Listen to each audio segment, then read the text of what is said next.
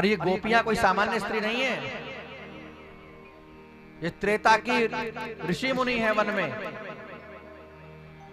राम जी तो मर्यादा पुरुषोत्तम है ना, ये चाहते थे सेवा करना, पर मर्यादा में राम जी बंधे हैं। ऋषियों की सेवा करनी चाहिए कि उनसे सेवा लेनी चाहिए? वही सब गोपी होकर के आए हैं। वामन अवतार में जितनी राक्षस कन्याएं थी जो वामन भगवान के रूप पर आसक्त हुई, वो सब गोपी बनकर के आई हैं। कच्छप अवतार की मत्स्य कन्याएं, सामान्य जीव नहीं है गोपी।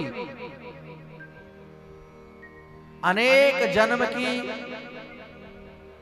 तपस्या, अनेक जन्म का भजन पुण्य फलीभूत हुआ है और गोविंद की कृपा हुई है, तब ये ब्रज की गोपी बनकर के ब्रजमंडल में प्रकट हुई है। गोपी प्रकट हुई है, पैदा नहीं हुई है। ये जीव कोटि की नहीं है, ये भगवान की कोटि की है। सुखदेव महाप्रभु कहते हैं, परीक्षित, भगवान ने वंशी में स्वर फूका है। गोपियां पहुंची हैं श्री यमुना जी के तट पर और भगवान ने हाथ जोड़ करके स्वागत किया। स्वागतम वो महाभागा प्रियम किम करवाणि वह व्रजस्या नामयं कच्चिद ब्रूत आगमन कारणम।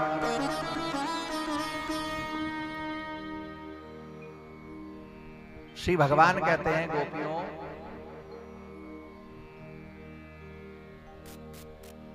आपका स्वागत है, पर एक बात बताओ, यहां वन में रात्रि में तुम सब क्यों चली आई हो? क्या करने आई हो? अच्छे घर की स्त्रियों को रात में अकेले घूमना ठीक बात नहीं है, अच्छी बात नहीं है।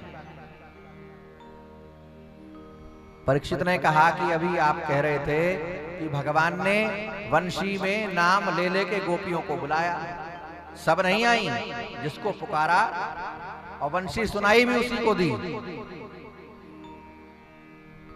तो अब ऐसा क्यों कह रहे हैं? पहले नहीं जानते थे कि स्त्री है? तो भगवान परीक्षा ले रहे हैं, कहीं इनके अंदर देह के प्रति आसक्ति बची तो नहीं है। जब तक देह की आसक्ति है तब तक पाप पुण्य की वासना है। अच्छा, एक काम करो, एक बात बताओ, तुम आई हो यहां, आज पूर्णिमा की रात्रि है, सारा वन खिला हुआ है, वन की शोभा देखने आई होगी।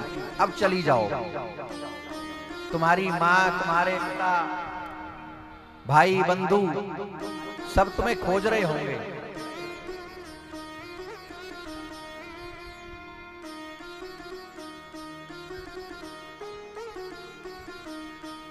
और तुम्हारे पति तुम्हें देख रहे होंगे। देखो, पति कैसा भी हो, उसको छोड़ना नहीं चाहिए, त्यागना नहीं चाहिए। दुशीलो दुर्भगो वृद्धो जड़ो रोग्य धनो अपीवा। चाहे निर्धन हो, चाहे रोगी हो, चाहे वृद्ध हो, जड़ हो। क्योंकि हमारे यहां तो अब तो खैर सब बदल रहा है, लेकिन विवाह की जो परिकल्पना है, विवाह का जो कॉन्सेप्ट है, उसमें अलग होने की बात ही नहीं है। हमने बहुत खोजा पुराणों में, लेकिन एक भी जगह हमको एक ऐसा शब्द नहीं मिला जिसमें पति पत्नी के संबंध विच्छेद की बात हो।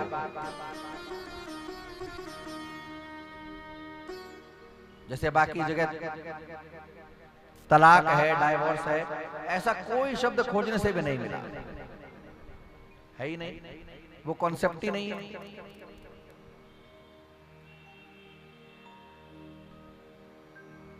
श्री भगवान कहते हैं कि देवियों लौट जाओ,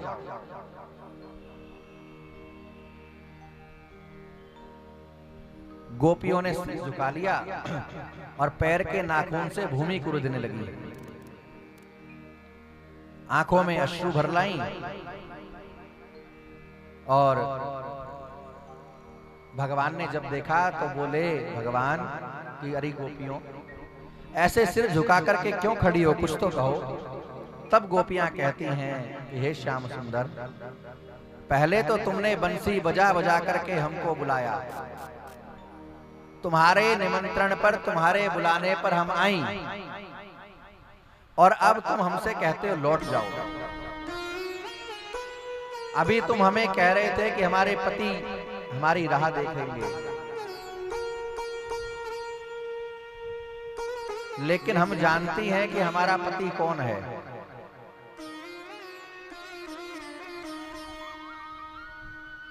श्याम सुंदर, इस शरीर का पति तो कोई हो सकता है,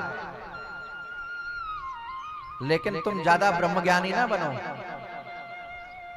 जितने ज्ञानी तुम हो उतना ब्रह्म ज्ञान हमको भी है। हम शरीर नहीं हैं, हम शरीरी हैं। हम देह नहीं हैं, हम देही हैं।